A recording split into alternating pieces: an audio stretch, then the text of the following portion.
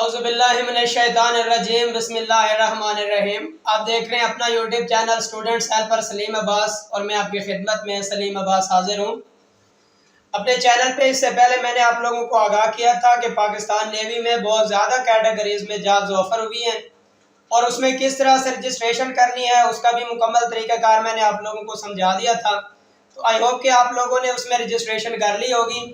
तो उससे जो हमारा अगला मरला है वो उसके पेपर का है। तो आज की वीडियो में मैं आप लोगों को ये समझाने वाला हूँ कि पाकिस्तान नेवी का जो पेपर है वो किस तरह का होगा।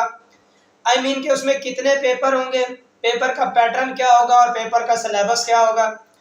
इसके अलावा ये भी समझाने वाला हूँ क्योंकि पेपर उसका कंप्यूटर बेस होता है, तो कंप्यूटर के ऊपर पेपर का क्या पैटर्न होता है, किस तरह से आपने उसको अटैम्प्ट करना है, मुकम्मल तरीकाकार आज की वीडियो में मैं आप लोगों को समझाऊंगा। अपनी वीडियो में आगे बढ़ने से पहले आप सबसे रिक्वेस्ट है कि अपने चैनल के ऊपर मैं पाकिस्तान में जितनी भी जॉब्स ऑफर होती हैं उसका जॉब्स अलर्ट भी बताता रहता हूं और फिर उसके पेपर्स की भी मुकम्मल तैयारी करवाता रहता हूं। अगर आप भी मेरे साथ अपना सफ़र जारी रखना चाहते हैं तो मेरे चैनल को सब्सक्राइब कर दें और बेल आइकन प्रेस कर दें ताकि आने वाली हर वीडियो का नोटिफिकेशन आपको मिलता रहे। तो आपका टाइम ज़ाया किए बगैर चलते हैं आज के टॉपिक की तरफ।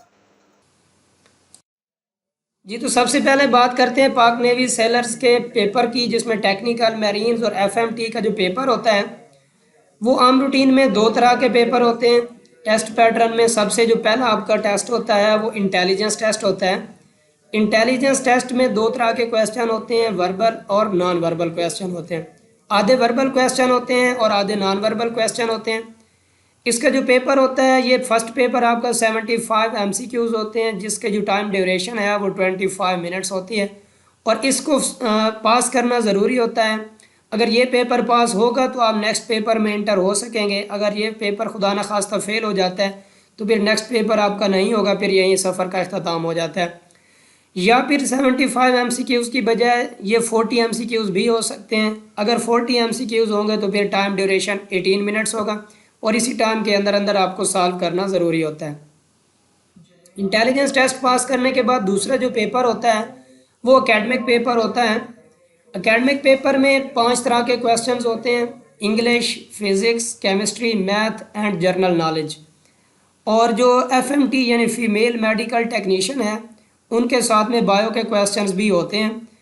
तो एकेडमिक भी इसको भी पास करना ज़रूरी होता है।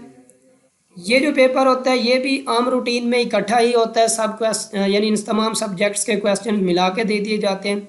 या फिर कुछ इस तरह से भी हो सकता है कि English, physics, chemistry, math, GK इन सब का अलग अलग पेपर बना के आ जाए। तो अगर अलग अलग होगा तो हर पेपर को पास करना ज़रूरी होगा और अगर इकट्ठा होगा तो फिर तो एज अ होल एक ही पेपर होगा, उसको भी पास करना ज़रूरी होता है। तो इसके पेपर में टोटल 50 MCQs होंगे, जिसमें कुछ इंग्लिश के, फिज़िक्स के, केमिस्ट्री, मैथ, जीके इन सब के मिला के टोटल 50 MCQs होंगे और 20 मिनट्स इसका भी ड्यूरेशन होता है। 20 मिनट्स में ही आपको ये पेपर सॉल्व करना होता है और इसको भी पास करना ज़रूरी होता है। तो इस तरह से आपका कुछ पेपर होता है, यानी ये पेपर पैटर्न होता है। यानी यूँ आपने याद कर लेना है कि सबसे पहले इंटेलिजेंस यानी वर्बल एंड नॉन वर्बल एक पेपर इसका हो गया और उसके बाद जो पेपर होता है वो एकेडमिक में English, physics, chemistry, math, GK और जो फीमेल हैं यानी फ़ीमेल मेडिकल टेक्नीशियन में बायो भी होती है। तो इस तरह से आपने इसको माइंड में रखना है, इसी तरह से इन्हीं सब्जेक्ट्स की आपने तैयारी करनी है। जी, तो पेपर पैटर्न के बाद जो हमारा नेक्स्ट स्टेप है वो है कि पेपर किस तरह का होगा, यानी कंप्यूटर की स्क्रीन के ऊपर जब पेपर आ रहा होगा तो उसको आपने किस तरह से टैकल करना है। सबसे पहले तो आपके सामने कंप्यूटर की स्क्रीन के ऊपर इस तरह से आपका पेपर शो होगा, एक एक क्वेश्चन करके शो होगा। सबसे पहले यहाँ पे आपने अपना नेम लिखना होता है और नेम के बाद यहाँ पे अगर आपको रोल नंबर अलॉट है तो वो रोल नंबर लिखना है, अदरवाइज़ यहाँ पे अपना रजिस्ट्रेशन नंबर लिखना होता है जो आपके ID कार्ड या बे फॉर्म का नंबर होता है। इसके बाद यहाँ पे आपका टाइम शो हो रहा होगा। अगर आप अपने पेपर को स्टार्ट करना चाहते हैं तो सबसे पहले यहाँ पे आपने अपना स्टार्ट लिखना है। जब आप स्टार्ट के ऊपर क्लिक करेंगे तो आपका जो टाइम है वो यहाँ पे स्टार्ट हो जाएगा। जो ही टाइम स्टार्ट होगा तो आपने अपने क्वेश्चंस की तरफ फोकस करना है। सबसे पहला क्वेश्चन खुद ब खुद यहाँ पे शो हो जाएगा और उसके नीचे आपके 4 ऑप्शन यानी आंसर गिवन होंगे। जो सूटेबल आंसर आपको फील होगा आपने उसी के सर्कल में क्लिक करना है तो वो आंसर आपका सिलेक्ट हो जाएगा। सपोज़ मुझे ये पहला आंसर सही लगता है तो मैं यहाँ पे क्लिक करूँगा तो ये मेरा आंसर सिलेक्ट हो जाएगा। फर्स्ट क्वेश्चन अटैम्प्ट करने के बाद अगर आप सेकंड क्वेश्चन में जाना चाहते हैं तो ये नीचे previous, next, stop, finish, start तो आप पहले से कर चुके हैं। फिर आपको एक क्वेश्चन अटैम्प्ट करने के बाद अगले क्वेश्चन में जाने के लिए नेक्स्ट पे क्लिक करना होगा।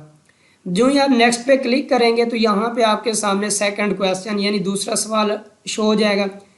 अगर आप उसका आंसर देना चाहते हैं तो क्लिक करके फिर नेक्स्ट पे प्रेस करेंगे तो थर्ड क्वेश्चन, फिर इसी तरह फोर्थ क्वेश्चन। लेकिन सपोज मैं कहता हूँ कि अगर बाज़ औक़ात हमें सेकंड क्वेश्चन नहीं आता या थर्ड यानी कोई क्वेश्चन का आंसर हमें शक में पड़ गया तो हम उसको नेक्स्ट कर देंगे। अभी वो हमारा जो क्वेश्चन होगा वो अनअटेम्प्ट हो जाएगा और वो क्वेश्चन यहाँ पे शो हो जाएगा, यानी उसका जो नंबर होगा यानी 1 2 3 वो यहाँ पे अनअटेम्प्टेड क्वेश्चन शो हो रहे होंगे। तो यूं ही आप नेक्स्ट करते जाएंगे, इसी तरह आपने एंड तक अपने क्वेश्चंस को सॉल्व कर लेना है। या फिर अगर आप अपने क्वेश्चन में पीछे जाना चाहते हैं यानी दूसरे से तीसरा क्वेश्चन आपने अटैम्प्ट किया, दूसरा छोड़ दिया और आपको फ़ौरन याद आया कि मुझे दूसरे का आंसर आता है, तो आप प्रीवियस क्वेश्चन में भी जा सकते हैं। यहाँ से प्रीवियस पे क्लिक करेंगे तो आपका प्रीवियस क्वेश्चन शो हो जाएगा, यहाँ पे क्लिक करेंगे तो आपका फर्स्ट क्वेश्चन शो हो जाएगा। अगर आप अपने पेपर को स्टॉप करना चाहते हैं ताकि आप चाहते हैं कि मेरा जो टाइम है वो ज़ाया ना हो तो यहाँ पे स्टॉप भी किया जा सकता है। लेकिन अगर आप फिनिश करेंगे तो फिनिश का मतलब होगा कि आपने पेपर अटैम्प्ट कर लिया है, चाहे आपने एक क्वेश्चन किया है या सारे कर लिए हैं, तो जो ही फिनिश पे क्लिक करेंगे तो आपका यूँ समझें कि पेपर एंड हो गया है, उसके बाद दोबारा ओपन नहीं होगा। इसलिए फिनिश पे सोच समझ के क्लिक करना है, सिर्फ उसी सूरत ही क्लिक करना है जब आपने कंप्लीट पेपर अटैम्प्ट कर लिया हो। तो इस तरह से यानी आप नेक्स्ट क्वेश्चन करेंगे तो आपका अगला क्वेश्चन शो हो जाएगा, प्रीवियस पे क्लिक करेंगे तो आपका पिछला क्वेश्चन शो होगा, अनअटेम्प्टेड क्वेश्चन यहाँ पे शो हो रहे होंगे यानी जिनका आंसर आपने क्लिक नहीं किया था तो वो यहाँ ज़ाहिर हो रहे होंगे। सर इस तरह से आपने उनको भी अटैम्प्ट कर लेना है। तो यहाँ पे परेशान होने की ज़रूरत नहीं है, कोई नेगेटिव मार्किंग नहीं होती कि आपका एक क्वेश्चन गलत हो गया तो फिर उसके कुछ एक्स्ट्रा नंबर कटेंगे, ऐसा नहीं होता। क्वेश्चंस को अटैम्प्ट करते जाएँ, टाइम को भी माइंड में रखना है, इनको यूज़ करते हुए भी ख्याल करना है, गलती से फिनिश पे प्रेस नहीं करना, तो इन चीज़ों का ख्याल रखना है। इस तरह से आपका पेपर होता है। अब जब आप पहला पेपर फिनिश करेंगे तो उसका फ़ौरन रिज़ल्ट आएगा और अगर आपका पेपर पास होगा तो फिर कांग्रेचुलेशन के साथ नेक्स्ट पेपर आपका ऑप्शन होगा जिसको आपने अटैम्प्ट कर लेना है। जी तो स्टूडेंट्स, आई होप कि आज की वीडियो आपको पसंद आई होगी। अगर वीडियो पसंद आई है तो चैनल को सब्सक्राइब कर दें। आज के लिए इतना ही, बहुत जल्द मिलते हैं एक नए टॉपिक के साथ। तब तक अपने टीचर सलीम अब्बास को इजाज़त दीजिए। अल्लाह हाफिज़।